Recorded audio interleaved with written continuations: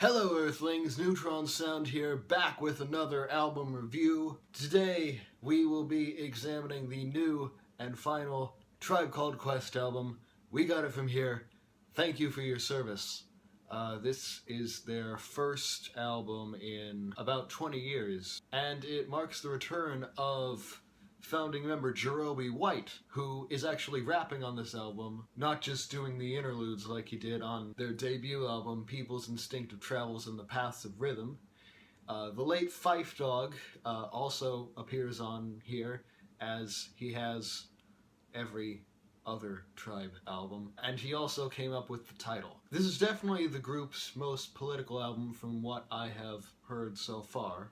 Track 1 is the Space Program. It starts right off with a group chorus, something I don't think Tribe have really done since Ham and Eggs, but it's not quite so silly as Ham and Eggs. It's about how black people can't quite move to the stars yet because they've got all this invisible but very real oppression binding them to the ground. And right off from the bat, Jerobi is rapping. He's trading off with Tip, and then Fife does a refrain at the end against the vocal sample.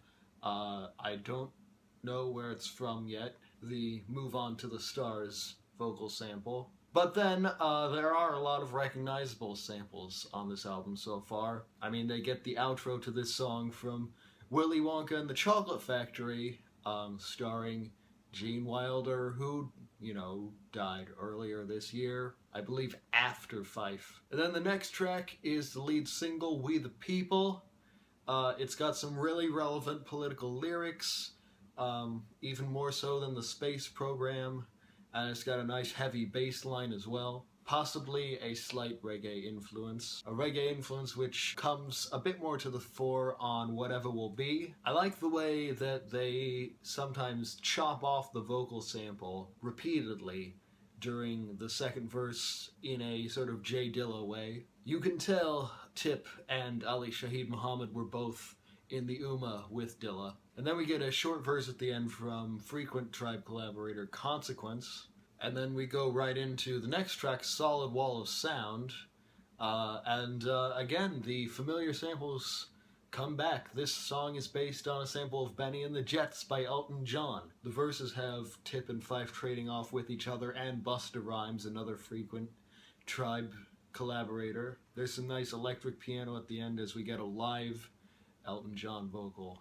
Disgeneration is another song that sees the guys trading with Fife and Jerobi accenting Tip's lyrics in the first verse, which he carries the bulk of, and then in the second verse they trade with Busta again. It's got a nice guitar sample from a really short-lived Argentinian rock band from the 70s called Invisible. The song is called Ruido de Magia. Kids, on the other hand, is an entirely live track. It's got some nice weird synth lines over which Q-Tip and Andre 3000 address the young world and tell them that just because their parents say they're in the wrong doesn't mean they're not also in the wrong, and it's a two-way street.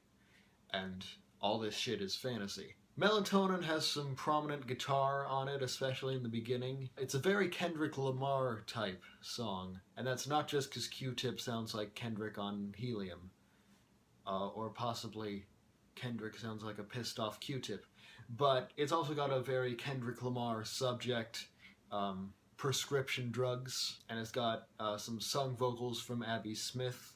Apparently Marsha Ambrosius also does some backing vocals on it, and it's just all around a good song. And then the last song on Disc 1, I don't know why this is a double album if it's only slightly longer than their last album, The Love Movement, but the last song on Disc 1 is enough. It's definitely got a slowed down sample of some R&B song in it. And it's also got the Rotary Connection Memory Band scratch that we heard on Bonita Applebum from People's Instinctive Travels and the Paths of Rhythm. And we also get to hear Jerobi do a full verse on his own, and he does it good.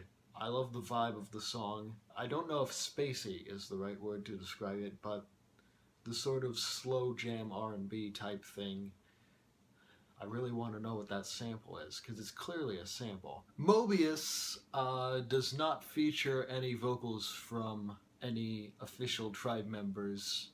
However, it is rapped by Consequence and Busta, again, over a sample from Prologue by Gentle Giant, those prog rock titans, I guess you could call them, who everyone loves but agrees are underrated in the prog community. And it's got a comparatively calm verse from Const compared to Busta's in-your-face sort of aggressive verse. I don't know if the lyric they sampled from Gentle Giant, but fate and skill and chances play their part, has anything to do with the political lyrics of this album, but it might. And then Black Spasmodic has Const on the hook, while Tip and Fife do the verses.